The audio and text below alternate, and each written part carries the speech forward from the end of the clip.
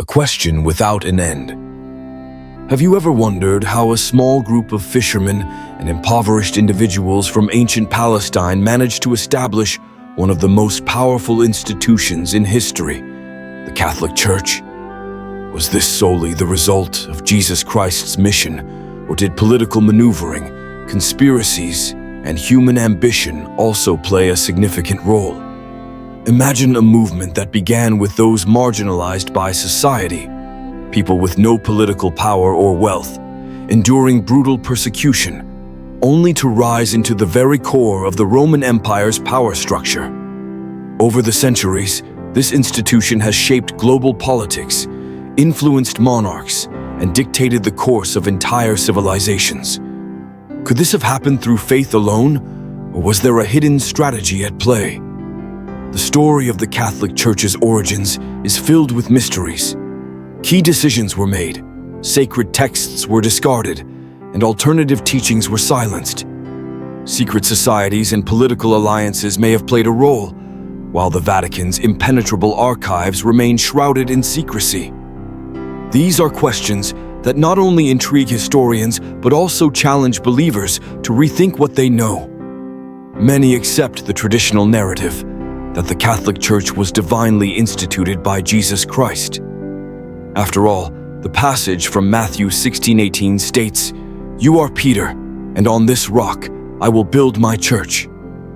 But what if the reality was far more complex? Could the early church have been shaped not just by divine intervention, but also by political necessity and human ambition? From the brutal persecution of early Christians to the pivotal role of Emperor Constantine, from the Council of Nicaea to the selection of sacred texts, the Catholic Church did not emerge in isolation. It was molded by history, shaped by power struggles, and influenced by forces far beyond religious devotion. And what about the lost scriptures, the apocryphal gospels that presented alternative interpretations of Jesus' teachings? What role did secrecy play in shaping the official narrative of Christianity? And could there still be hidden truths locked away within the Vatican's archives? Truths that could alter our understanding of one of the world's most enduring religions? These questions have persisted for centuries, and they continue to provoke debate among scholars, theologians, and seekers of truth. Today, we will explore a different perspective on the formation of the Catholic Church, one that goes beyond the commonly accepted story. Welcome to Who Truly Founded the Catholic Church? The Truth Behind the History. A humble beginning amidst great challenges. To truly understand the origins of the Catholic Church, we must journey back to the 1st century, a time when the Roman Empire dominated vast territories, including Judea. The Jewish people living under Roman rule yearned for a Messiah who would liberate them from oppression and restore their nation's sovereignty. However, Jesus of Nazareth did not emerge as a military leader or a political revolutionary. Instead, he came as a teacher of love, forgiveness, and humility. His message was radical. It preached compassion over vengeance, faith over ritual, and inclusivity over exclusion. However, such teachings posed a significant threat to both the Jewish religious authorities and the Roman governance. The Pharisees and Sadducees viewed his growing influence as a challenge to their established order, while the Romans saw any movement that could incite public unrest as a potential rebellion. As a result, Jesus was crucified, a form of execution reserved for criminals and enemies of the state. At first glance, his death seemed like the end of his movement. But it was, in fact, only the beginning. His followers, despite intense persecution, continued to spread his teachings, turning a small sect into a force that would eventually shake the foundation of the Roman Empire. Faith in the face of persecution. The early Christians faced unimaginable hardships. They were ostracized, imprisoned, and even executed for their beliefs. One of the most striking examples is that of Saint Stephen, the first Christian martyr. He was stoned to death for openly professing his faith, yet his death did not deter others. it only strengthened their resolve.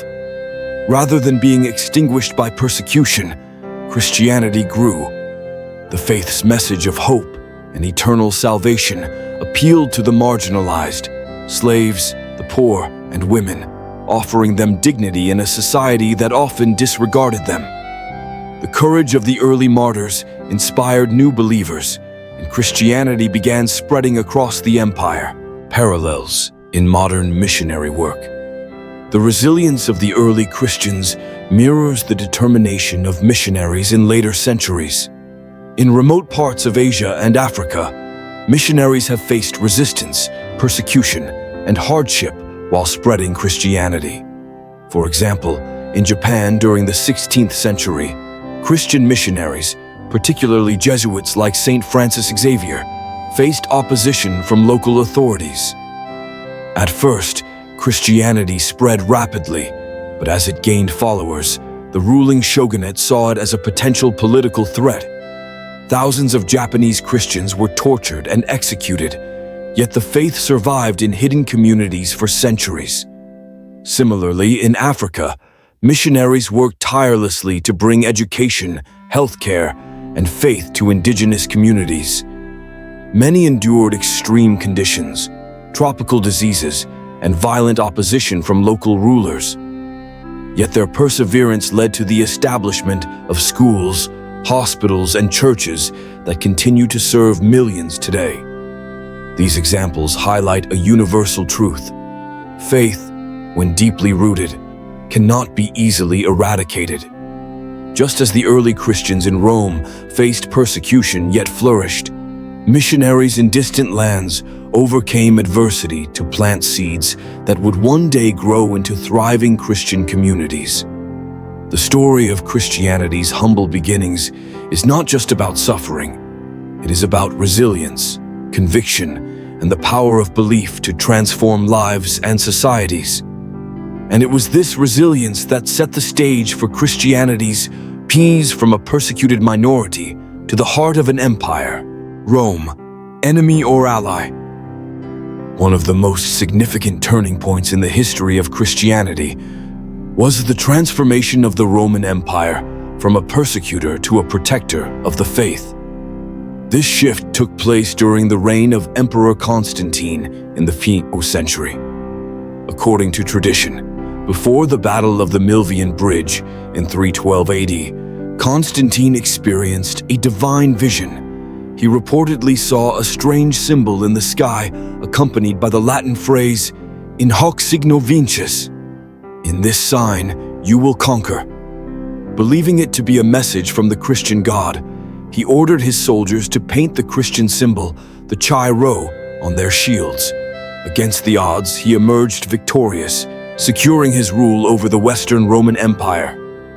Following this event, in 313 AD, Constantine issued the Edict of Milan, granting religious tolerance to Christians and effectively ending centuries of persecution.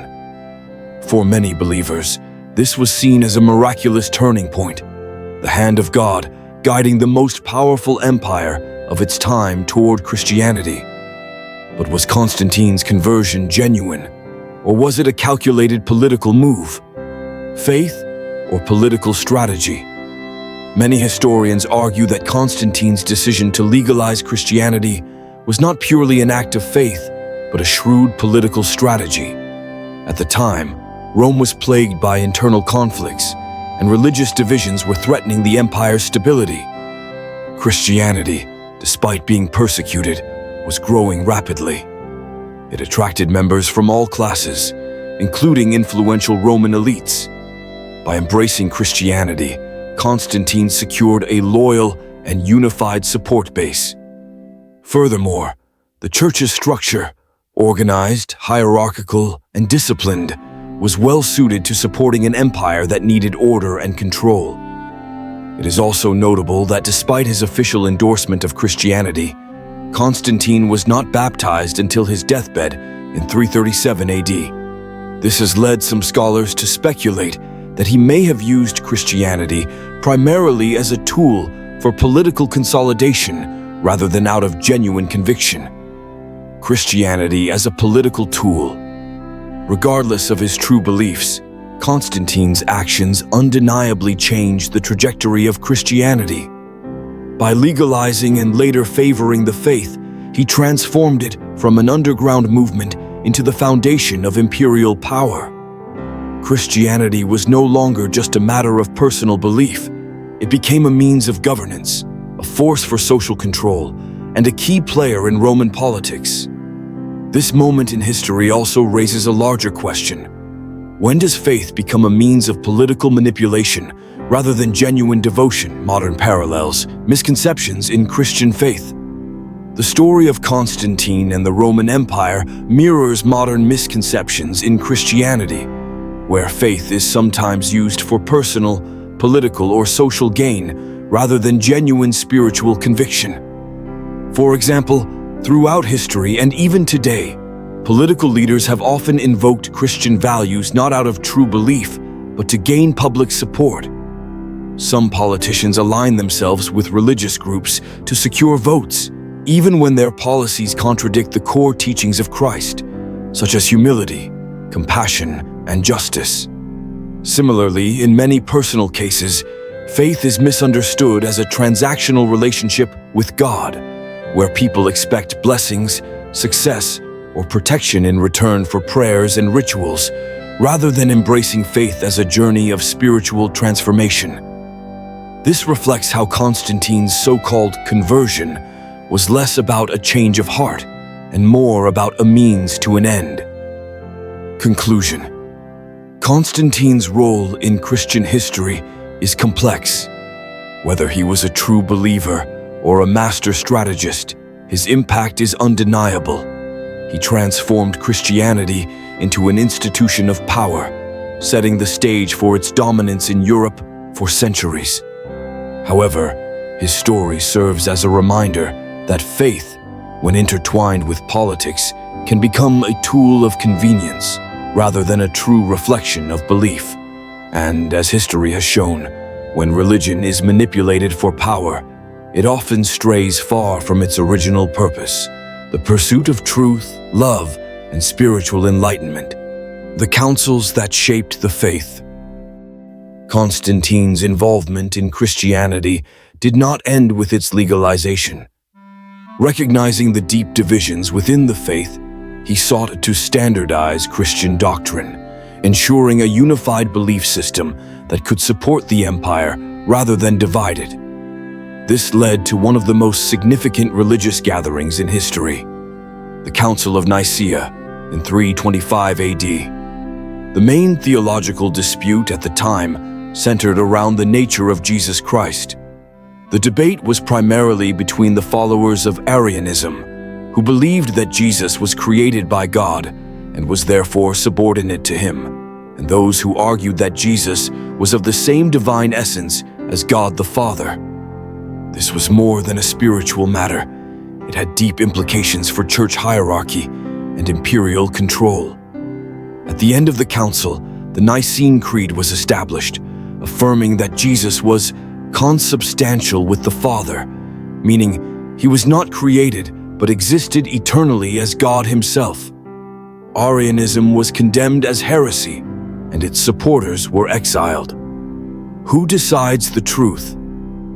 The Council of Nicaea set a precedent for how Christian doctrine would be defined, not necessarily by spiritual enlightenment, but by a formalized, institutionalized process where theological debates were settled through councils backed by political power.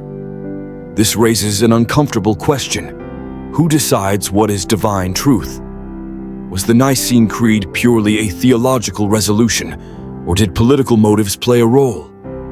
After all, a unified doctrine meant a more stable empire, ensuring that Christianity remained a tool of order rather than a source of division. Throughout history, other councils continued this process. The Council of Chalcedon, 451 AD, further refined the nature of Christ, while later gatherings defined the biblical canon, determining which books would be included in the Bible and which would be labeled as apocryphal. The Lost Gospels: suppression or protection? One of the most debated aspects of these councils is the exclusion of certain scriptures, such as the Gospel of Mary Magdalene. This text portrays Mary not just as a follower of Jesus, but as one of his most important disciples, with insights and teachings that rivaled those of Peter. So why was it rejected? Some argue that it was simply inconsistent with the theology that the church was forming. Others suggest that it challenged the male-dominated leadership structure of early Christianity. Was the removal of such texts a safeguard against false teachings, or was it a way to control the narrative of faith? This question has led many scholars to reconsider the role of women in early Christianity and the broader implications of religious censorship. Modern reflections. The ongoing debate.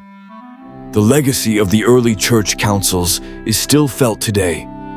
Many Christians accept the doctrine established during these councils without questioning how these decisions were made. However, as more ancient texts are discovered, such as the Nag Hammadi scriptures, there is growing interest in understanding what was lost in the process of defining Christian orthodoxy. In modern times, theological debates continue, particularly around interpretations of Scripture, the role of women in the church, and the relationship between faith and institutional power. Just as in the early church, decisions about doctrine still involve a combination of faith, tradition, and human influence. The councils of Nicaea and others that followed shaped Christianity as we know it. But they also leave us with a profound question. Are we following the true essence of Christ's teachings, or the version of Christianity that was most politically convenient at the time? Conspiracies and mysteries, the hidden side of the Catholic Church.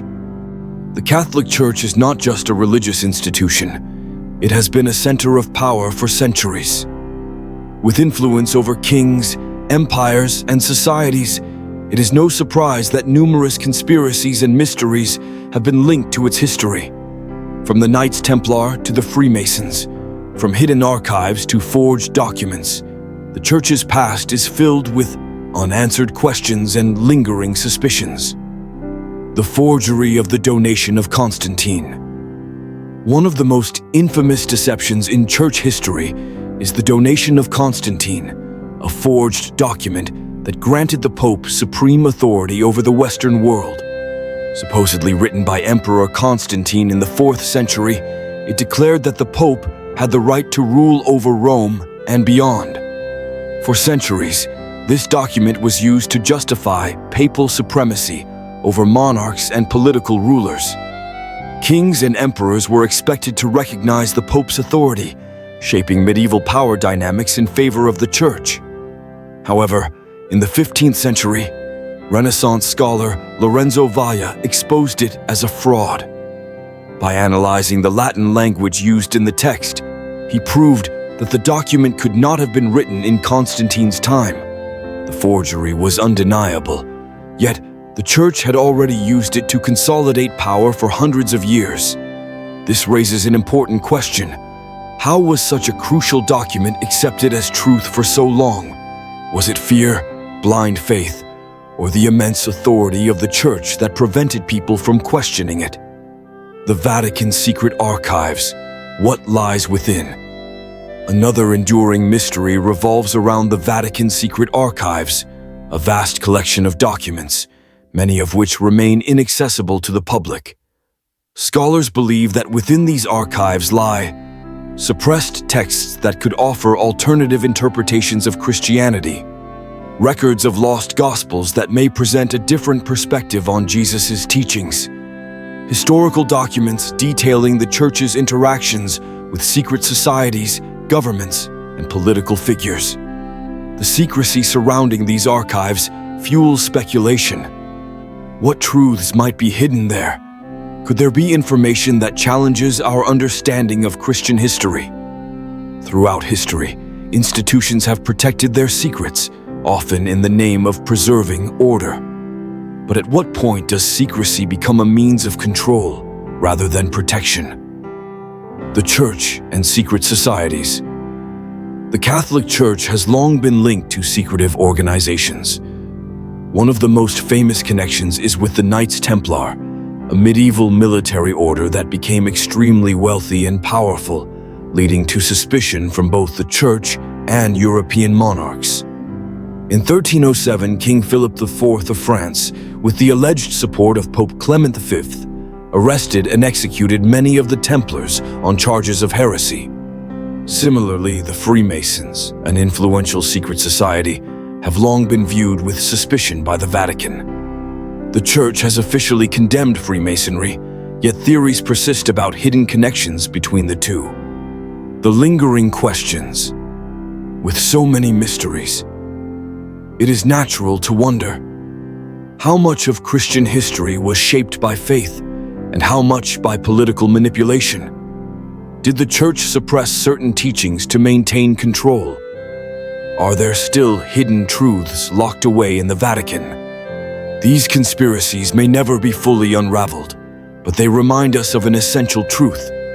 History is written by those in power, and the past is often more complex than it seems. Lessons learned: faith, power, and legacy. The story of the Catholic Church's formation is not just a tale of faith. It is a narrative of power, politics, and human ambition. Whether one believes in divine guidance or not, history shows that the Church's expansion was not solely the result of miracles, but also of strategic decisions, alliances, and adaptability.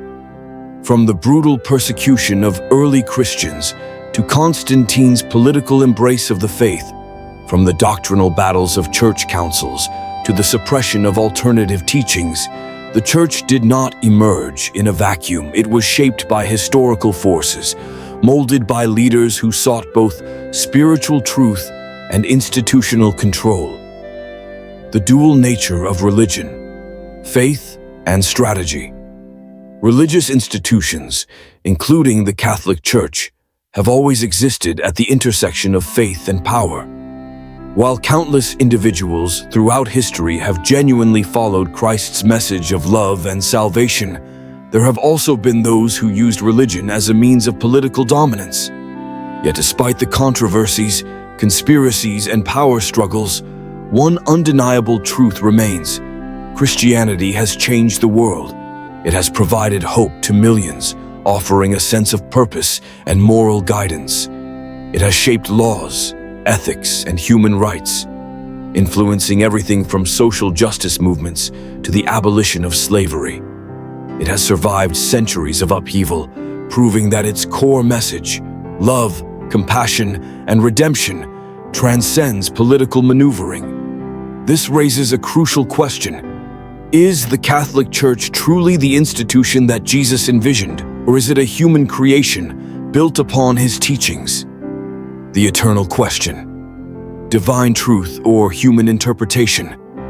Religious history reminds us that truth is often filtered through human interpretation. The teachings of Christ, as recorded in the Bible, have been debated, modified, and sometimes even suppressed to fit different political and cultural agendas.